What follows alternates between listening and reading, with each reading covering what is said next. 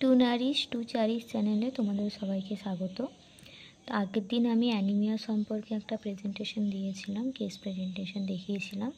আজকে আমি acute renal failure সম্পর্কে একটা কেস প্রেজেন্টেশন তোমাদের কাছে প্রেজেন্ট করছি। দেখো, এখানে আগের দিনের মতোই আইডেন্টিফিকেশন ডাটা লিখবে, তারপর এখানে present medical history, past medical history,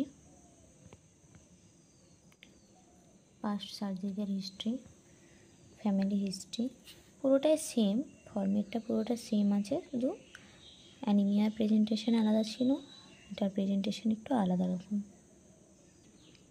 format একই, ফ্যামিলি ইনফরমেশন এখানে যেমন বলেছিলাম, এখানে কী কী মেডিকেশন ইউজ করেছে এগুলো মেনলি পেশেন্টের বিএসটি থেকে তোমরা পেয়ে যাবে। সোশিও ইকোনমিক হিস্ট্রি, দেখো এখানে পার্সোনাল হ্যাবিটটা আগের ভিডিওতে এগুলোতে মানে হেজি ছিল, সেগুলো আমি এখানে লিখে দিয়েছি, এগুলো দেখে তোমরা লিখতে পারো। এখানে ল্যাব ইনভেস্টিগেশন, এখানে ফিজিক্যাল অ্যাসেসমেন্ট মানে যেটা ফিজিক্যাল এক্সামিনেশন আমরা করি। চলে এসেছে ভাইটাল সায়েন্স, অ্যানথ্রোপোমেট্রিক মেজারমেন্ট করার পর আমরা হেড টু ফুট এক্সামিনেশন করব। দেখো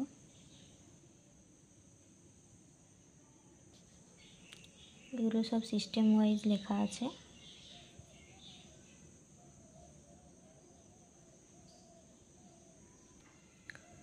এখানে ওই মেডিকেশনের যেটা আছে সেটা মেনলি এখানে আমরা ফ্রুসেমাইড, যেটা হচ্ছে ল্যাসিক্স আমরা বলি, সেটা ইউজ করা হয়েছে। এবার চলে আসি আমরা ডিজিজ কন্ডিশনে। এখানে আমরা প্রথমে ইন্ট্রোডাকশানে রেনাল ফেলিওর সম্পর্কে একটু বলেছি। যেহেতু রেনাল ফেলিওর আমরা দেখবে তোমরা পড়বে, রেনাল ফেলিওর দু রকমের হয়, acute renal failure and chronic renal failure. তো আমার এটা যেহেতু অ্যাকিউট রেনাল ফেলিওর আমি প্রেজেন্টেশন দিচ্ছি, তো ডেফিনেশনটা আমি অ্যাকিউট রেনাল ফেলিওরের দিয়েছি। এখানে অ্যানাটমি অ্যান্ড ফিজিওলজিটা মেনলি আমরা যেটা আমাদের রেনাল সিস্টেমটা আছে সেটা আমরা বর্ণনা করেছি, ডিসক্রিপশান দিয়েছি। এগুলো অ্যানাটমি অ্যান্ড ফিজিওলজিটা পুরো বর্ণনা দেওয়া আছে। এটা অ্যানাটমি বই থেকে তোমরা লিখে নিতে পারো, তোমাদের যেটা ফার্স্ট ইয়ারের বইটা আছে অ্যানাটমির বই থেকে তোমরা লিখতে পারো। আমি এটা একটু জিস্ট করে লিখেছি। এখানে ডায়াগ্রামটা দেখো, ইউরিনারি সিস্টেম যেটা, রেনাল সিস্টেম, ইউরিনারি সিস্টেম যেটা সেটা। এবার এখানে রিস্ক ফ্যাক্টরস, এটিওলজি, এটা হচ্ছে প্যাথোফিজিওলজি, কীভাবে রেনাল ফেলিওরটা হয় সেটা একটা প্যাথোফিজিওলজি দেখে নাও। এখানে ক্লিনিক্যাল ম্যানিফেস্টেশন দেখো,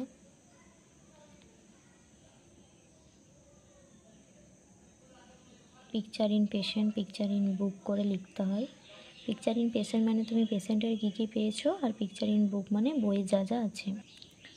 ডায়াগনস্টিক টেস্ট সেম। ম্যানেজমেন্ট, এটা মেডিকেল ম্যানেজমেন্ট, কী কী মানে মেডিকেশন ইউজ করা হয়। Surgical management, mainly kidney transplantation করা হয়, তো আমার এখানে পেশেন্টের সেরকম কিছু হয়নি, তাই নাথিং সিগনিফিক্যান্ট। তারপর এখানে কমপ্লিকেশন দেখে নাও।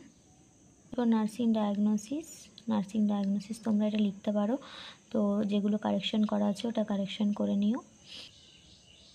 এটা নার্সিং কেয়ার প্ল্যান দেখে নাও। আমরা রিস্ক ফর লিখলে কোনো দিন মানে অ্যাসেসমেন্টে কিছু অবজেক্টিভ বা সাবজেক্টিভ ডাটা হবে না, কারণ এটা রিস্ক ফর মানে হতেও পারে নাও হতে পারে, তার জন্য আমরা সাবজেক্টিভ অবজেক্টিভ ডাটা সেরকম কিছু দিই না, ঠিক আছে? দেখে নাও।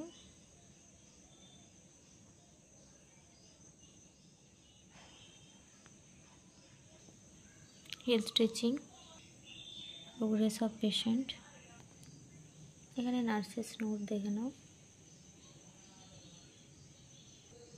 Summary, conclusion. এখানে বিবলিওগ্রাফি এরকম ছক করেও লিখতে পারো, আগেরটার মতনও লিখতে পারো, ঠিক আছে?